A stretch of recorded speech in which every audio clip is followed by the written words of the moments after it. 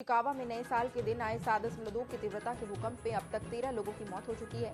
Japan today के मुताबिक प्रधानमंत्री फूमिया किशिदा ने कहा है कि भूकंप में मरने वालों की तादाद काफी ज्यादा है। किशिदा ने कहा है कि जगह जगह आग लगी है, इनमें 100 इमारतें जलकर खाक हो चुकी हैं। नए साल यानी 2024 में भी इजराइल और हमास की जंग जारी है। इस बीच साल के पहले दिन इजरायली डिफेंस फोर्सेस के हवाले से हैरान करने वाली खबर सामने आई है, जहां आईडीएफ की रिपोर्ट के मुताबिक गाजा में जंग के दौरान अब तक कुल 172 इजरायली सैनिक मारे गए हैं। इनमें से 29 की मौत फ्रेंडली फायर या एक्सीडेंट की वजह से हुई है।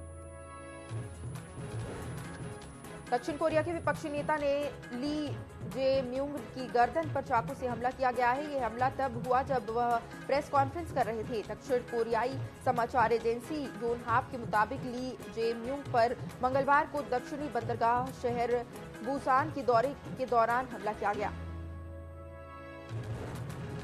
चीन के राष्ट्रपति शी जिनपिंग ने नए साल पर मौके पर देशवासियों को संबोधित किया। इस दौरान उन्होंने देश में डूबती अर्थव्यवस्था पर बात की। उन्होंने कहा है कि बात को कबूला है कि चीन के लोग संघर्ष कर रहे हैं, लोगों को नौकरियां नहीं मिल रही हैं।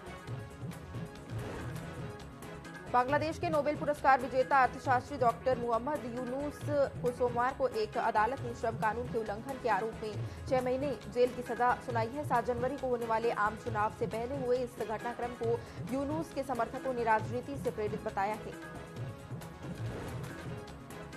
पाकिस्तान के 2 थिंक टैंक की रिपोर्ट में आतंकी को एक चौंकाने वाला खुलासा हुआ है। रिपोर्ट्स के मुताबिक देश में आतंकवाद से संबंधित हिंसा में मरने वालों का आंकड़ा साल 2023 में बीते 6 सालों में सबसे ज्यादा रहा है। नए साल के जश्न के बीच सऊदी अरब के लिए बेहद ही शानदार खबर सामने आई है। यहां मक्का शहर में सोने के एक बड़े भंडार का पता चला है। सऊदी अरब माइनिंग कंपनी मेडेन ने इस बात की जानकारी दी है कि माइनिंग कंपनी के अनुसार नई खोज मौजूदा मंसूरा मसारा सोने की खदान से 100 किलोमीटर तक फैली हुई है। पाकिस्तान के आर्मी चीफ आसिफ मुनीर ने नए साल के मौके पर कहा है कि हम भारतीयों के द्वारा अवैध रूप से कब्जा किए गए जम्मू और कश्मीर के लोगों को अत्याचारी शासन से मुक्ति दिलाएंगे। हम उनके लिए प्रार्थना करते हैं। हम आशा करते हैं कि नए साल में हम उनकी पीढ़ियों से कम कर पाने में कामयाब रहेंगे। मणिपुर में नए साल के पहले ही दिन सड़क एक बार फिर हिंसा हुई है। यहां थौबल के लेंगोल पहाड़ी इलाके में सोमवार शाम को 3 लोगों की गोली मारकर हत्या कर दी गई है। 11 लोग घायल हुए हैं। कुछ मीडिया रिपोर्ट्स में मारे गए लोगों की संख्या 4 बताई गई है। स्थानीय लोगों ने हमलावरों की 3 गाड़ियों को भी आग के हवाले कर दिया है। गुजरात के द्वारका के रड़ गांव में सोमवार को बोरवेल में गिरी 2.5 साल की बच्ची ने रेस्क्यू के बाद दम तोड़ दिया। बच्ची 100 फीट गहरे बोरवेल में करीब 30 से 35 फीट नीचे फंसी थी। एनडीआरएफ ने 9:48 पर बच्ची को बाहर निकाला। महाराष्ट्र में आईएसआईएस मॉड्यूल केस में गिरफ्तार किए गए 6 आरोपियों को लेकर नए खुलासे हुए हैं। एनआईए की अपनी चार्जशीट में बताया है कि आरोपियों के भोले भाले मुस्लिम युवाओं को आतंकी संगठन में भर्ती करने की प्लानिंग बनाई गई थी।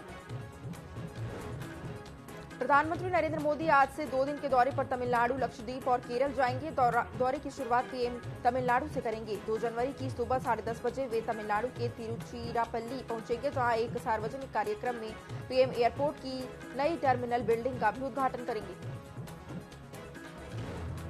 जम्मू कश्मीर के सुरक्षा मुद्दे पर केंद्रीय गृह मंत्री अमित शाह आज को दिल्ली के लिए हाई लेवल मीटिंग करेंगे। इसमें एनएसए अजीत डोभाल, जम्मू कश्मीर के LG Manoj Sinha, DGP RR swan सहित अन्य अधिकारी मौजूद होंगे। हिट एंड रन मामले में कानून के नए प्रावधानों के विरोध में देश भर में ट्रक ड्राइवरों ने वाहन चलाने से इनकार कर दिया है। नतीजा जगह जगह भारी वाहन सड़कों पर खड़े हो गए हैं। इसके चलते पेट्रोल, डीजल, सब्जी जैसी अति आवश्यक वस्तुओं की आवाजाही पर असर दिख रहा है। आईआईटी बीएचयू में 1 नवंबर की रात गैंगरेप के बाद तीनों आरोपी घर जाकर सो गए थे। वारदात के 3 दिन तक यह वाराणसी में ही रहे। इस दौरान ये सोशल मीडिया पर भी एक्टिव रहे। आरोपी कुणाल ने यूपी के मंत्री की पोस्ट भी शेयर की। इसके बाद तीनों मध्य प्रदेश विधानसभा चुनाव में बीजेपी प्रत्याशी की कैंपेनिंग के लिए चले गए थे। सुप्रीम कोर्ट के चीफ जस्टिस डीवाई चंद्रचूड़ ने कहा है कि अयोध्या केस का फैसला जजों ने सर्वसम्मति से लिया था। उन्होंने कहा है कि अयोध्या में संघर्ष के लंबे इतिहास और विविध पहलुओं को ध्यान में रखते हुए ही इस केस से जुड़े सभी जजों ने फैसले एक राय बनाई है। भारत सरकार ने गैंगस्टर लॉरेंस बिश्नोई के राइट हैंड और पंजाबी सिंगर सिद्धू मूसेवाला की हत्या के मास्टरमाइंड गोल्डी बराड़ को आतंकी घोषित कर दिया है। गोल्डी बराड़ पंजाब में टारगेट किलिंग, एक्सटॉर्शन के साथ साथ बॉर्डर पार से हथियारों और ड्रग की स्मगलिंग में शामिल है। गोल्डी बराड़ ने लॉरेंस बिश्नोई के साथ पहले यूएपीए की तहत केस दर्ज हुआ था। 3 नए आपराधिक कानूनों के खिलाफ सुप्रीम कोर्ट में याचिका दाखिल की गई है। याचिकाकर्ता ने कोर्ट से तीनों कानून के क्रियान्वयन पर रोक लगाने और एससी के लिए रिटायर्ड जज की अध्यक्षता में कमेटी बनाकर कानूनों का रिव्यू कराने की मांग की है। हरियाणा के पेट्रोल पंपों में अब 1 हफ्ते का ही पेट्रोल डीजल बचा हुआ है। निजी ट्रक चालक पानीपत स्थित रिफाइनरी और बहादुरगढ़ में स्थित प्लांट से तेल नहीं भरवा रहे हैं। इसमें पंपों पर तेल की कमी होने लगी है। हाल ही में देश में लागू हुए हिट एंड रन कानून के खिलाफ हरियाणा में भी ट्रांसपोर्टर और ट्रक ड्राइवर लामबंद होने लगे हैं। नए साल के शुरू होते ही हरियाणा के 5 जिलों में सीवियर कोल्ड डे की शुरुआत हो गई है। सीजन में पहली बार दिन का तापमान 10 डिग्री से नीचे रिकॉर्ड किया गया है। करनाल, फतेहाबाद, अंबाला, हिसार और रोहतक में दिन के तापमान में गिरावट दर्ज की गई है।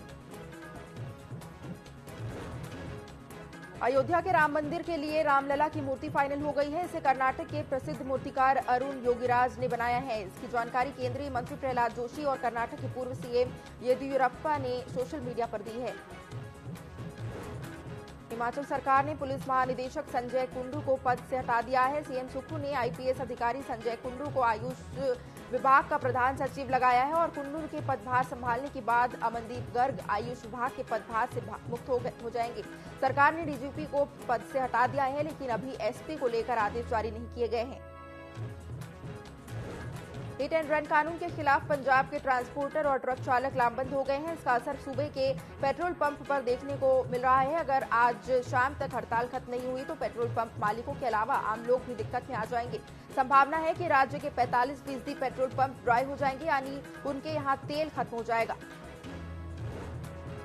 पंजाब के जालंधर में पत्नी, 2 बेटियों और नातिन की हत्या कर खुदकुशी करने वाले पोस्टमास्टर पर पुलिस ने कत्ल का केस दर्ज कर लिया है। पोस्टमास्टर मनमोहन ने रविवार की रात चारों की गला घोंटकर हत्या की, फिर खुद भी फंदे से लटका पंखे से फंदा लगाकर खुदकुशी कर ली।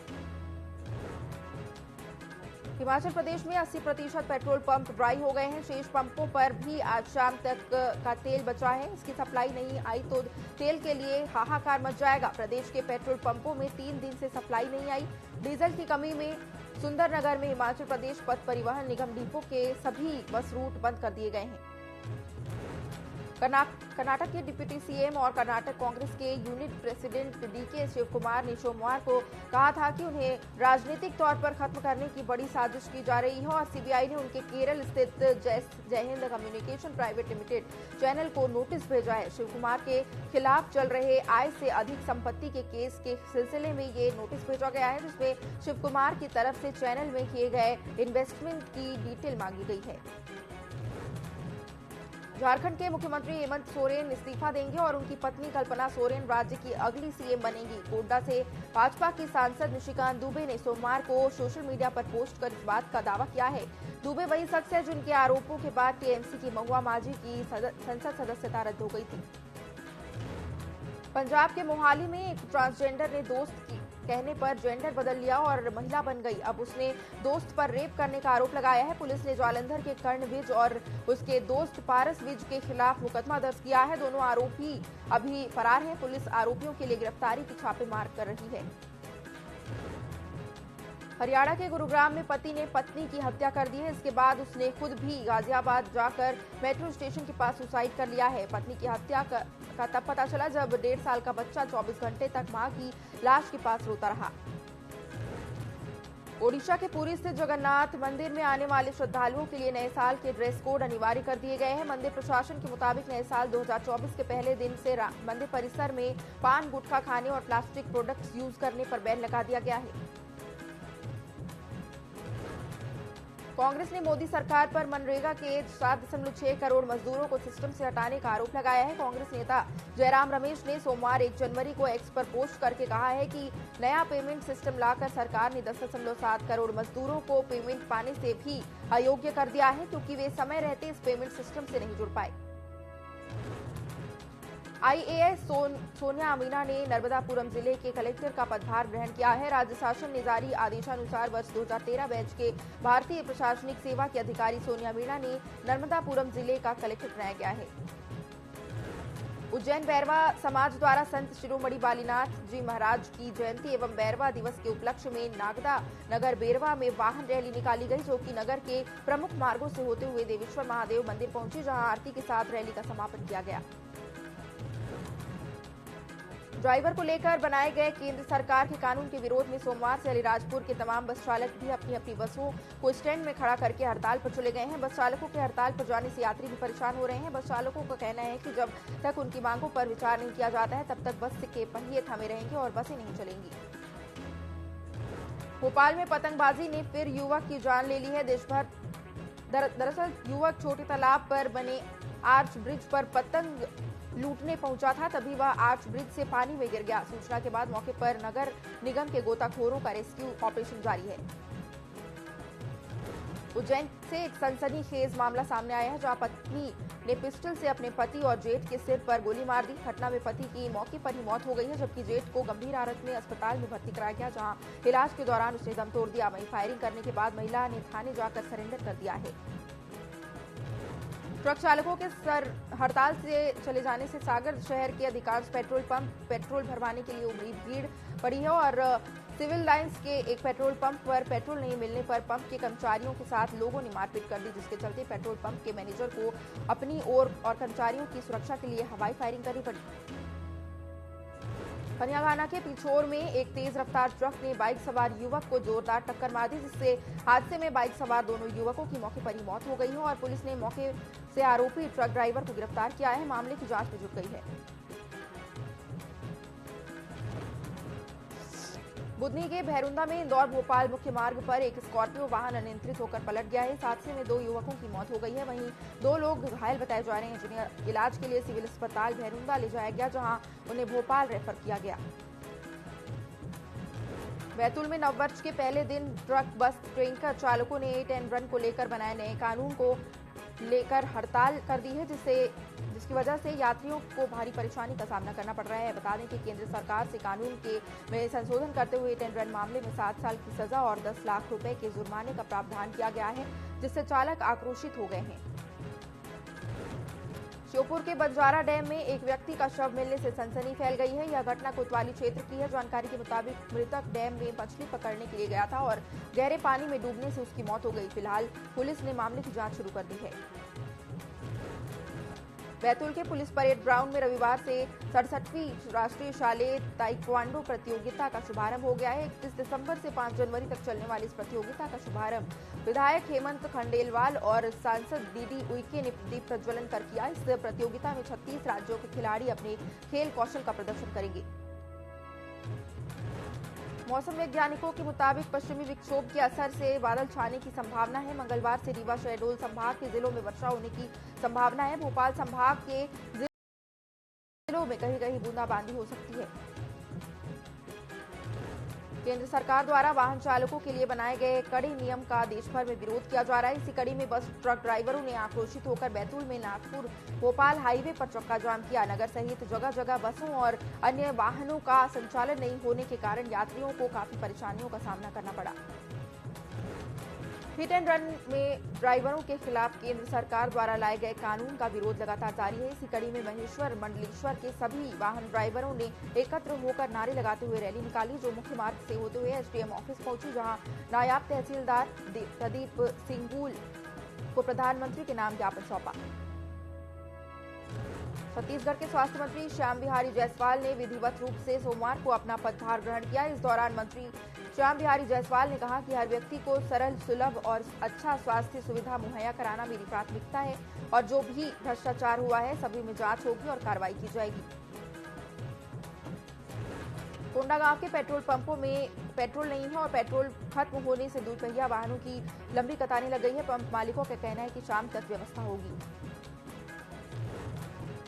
राम मंदिर में श्रेय की राजनीति पर भूपेश बघेल का बयान सामने आया है। भूपेश बघेल ने सुप्रीम कोर्ट के निर्देश पर राम मंदिर बनने की बात कही है। आगे भूपेश ने कहा है कि यह लोग भले चीखते चिल्लाते रहे, लेकिन न्यायालय के आदेश से ही राम मंदिर बना है।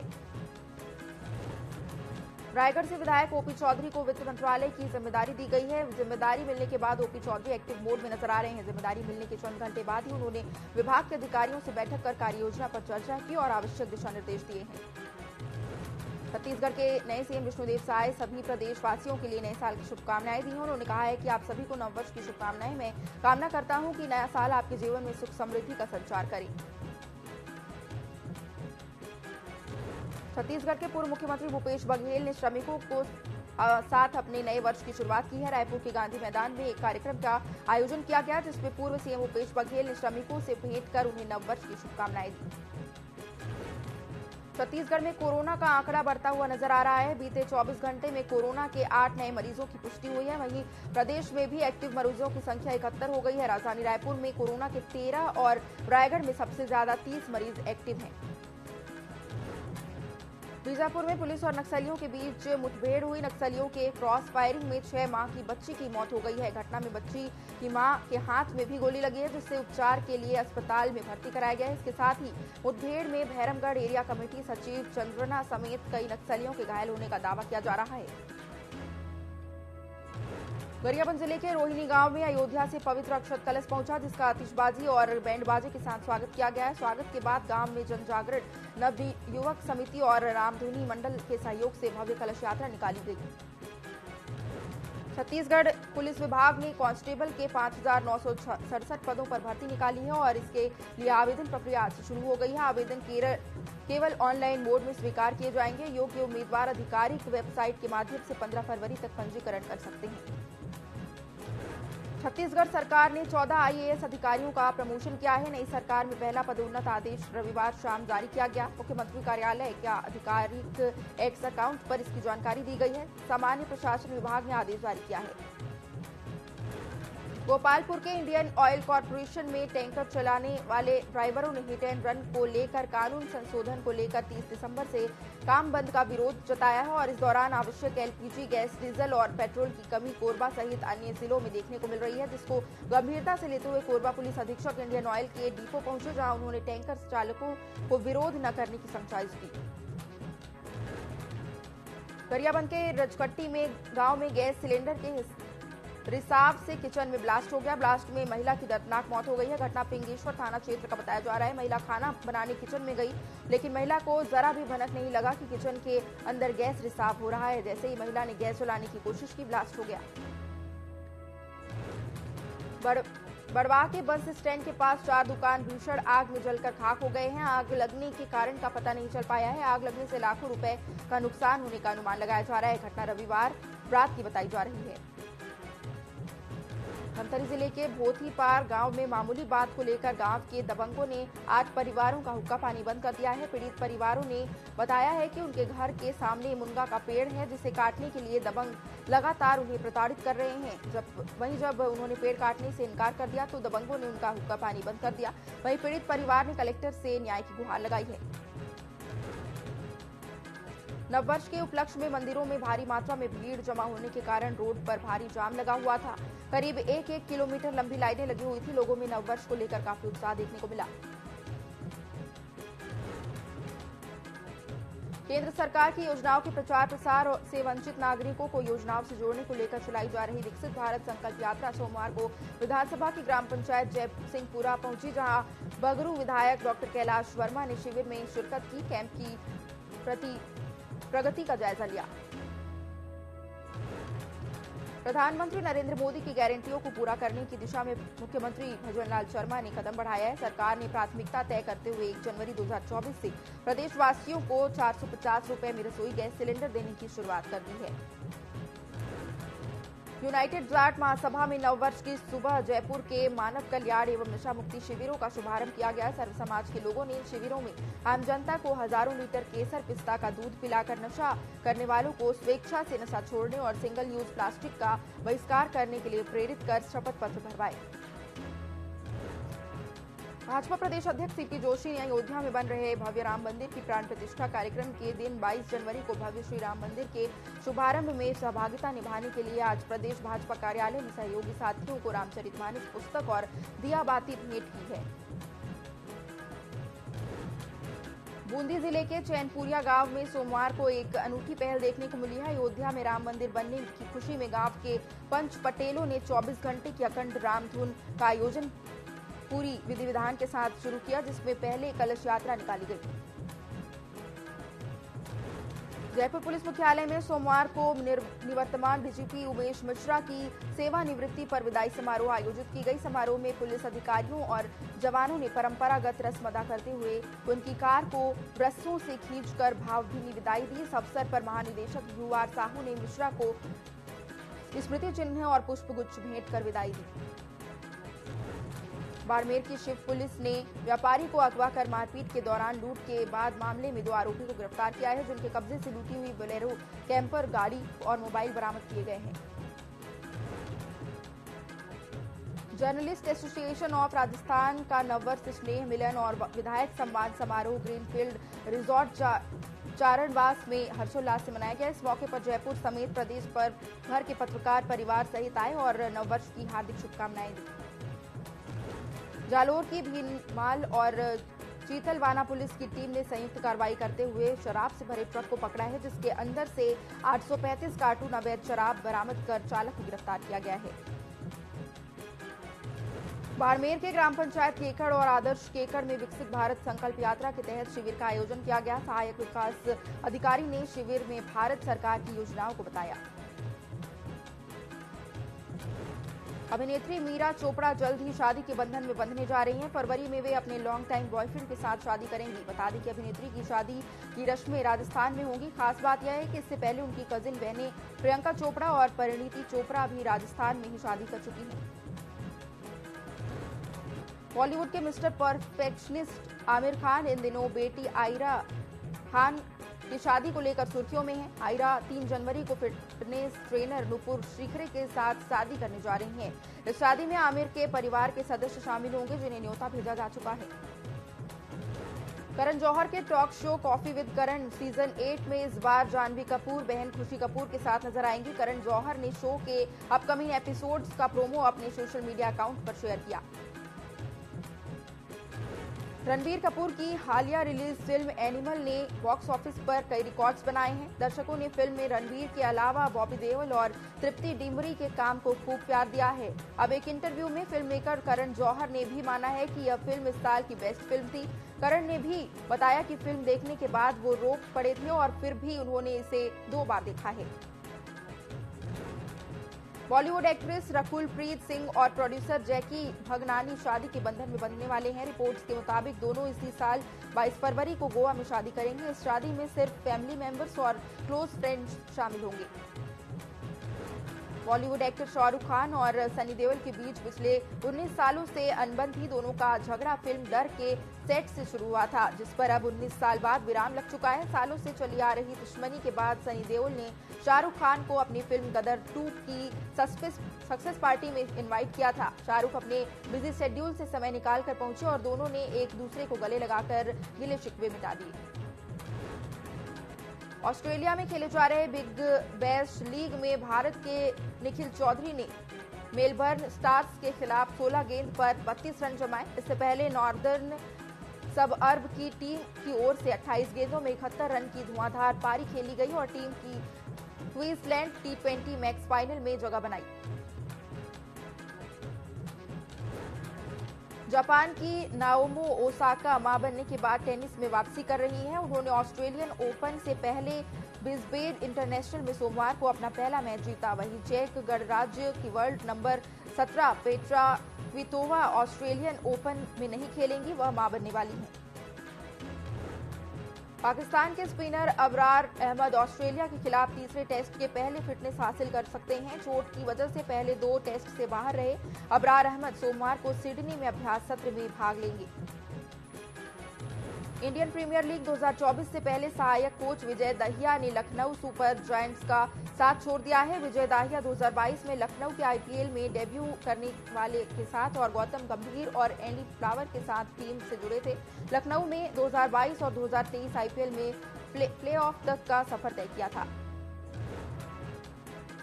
शेयर बाजार में आज यानी 2 जनवरी को गिरावट देखने को मिल रही है। सेंसेक्स 500 अंक से ज्यादा की गिरावट के साथ 71,800 के स्तर पर कारोबार कर रहा है। वहीं निफ्टी में भी 100 अंक की ज्यादा गिरावट है और ये 21,600 के स्तर पर कारोबार कर रहा है। बैंकिंग, आईटी और मेटल शेयर्स में ज्यादा गिरावट है। सेंसेक्स के 30 शेयरों में से 27 में गिरावट और 3 में तेजी देखने को मिल रही है। इससे पहले कल बाजार ने ऑल टाइम हाई बनाया था। सरकार ने दिसंबर 2023 में जीएसटी से करीब 1.65 लाख करोड़ रुपए जुटाए हैं। यह एक साल पहले यानी दिसंबर 2022 के मुकाबले 10% ज्यादा है। भारत ने कई ऑटोमेकर्स ने दिसंबर 2023 के सेल्स के आंकड़े जारी किए हैं। इनमें से मारुति सुजुकी इंडिया ने एक महीने में टोटल 1,37,551 गाड़ियां बेची हैं। यह एक साल पहले यानी दिसंबर 2022 की तुलना में 1.28% कम है। तब कंपनी ने 1,39,347 गाड़ियां बेची थी। Two wheelers maker Bajaj auto updated Chetak electric scooter को कॉस्मेटिक चेंजेस और मैकेनिकल अपग्रेड के साथ पेश करेगी। अब इसमें बड़ी बैटरी पैक का ऑप्शन मिलेगा, जिसमें स्कूटर की रेंज 127 किलोमीटर तक मिलेगी। चाइनीज टेक कंपनी वीवो 4 जनवरी को भारत में वीवो X100 सीरीज लॉन्च करेगी। कंपनी ने लॉन्च इवेंट के बारे में ऑफिशियल वेबसाइट पर जानकारी दी है। मीडिया रिपोर्ट्स के मुताबिक वीवो X100 सीरीज में 2 स्मार्टफोन वीवो X100 और वीवो X100 प्रो लॉन्च करेगी। स्पीड न्यूज में फिलहाल के लिए इतना ही। आप बने रहिए टीवी 24 के साथ। नमस्कार।